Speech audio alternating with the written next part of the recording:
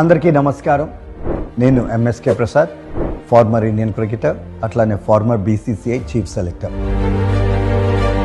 జనగణనలో మనమిచ్చే ప్రతి సమాచారం మన దేశ భవిష్యత్తు ప్రణాళికను రూపొందించడంలో ఒక విన్నింగ్ షాట్ లాంటిది.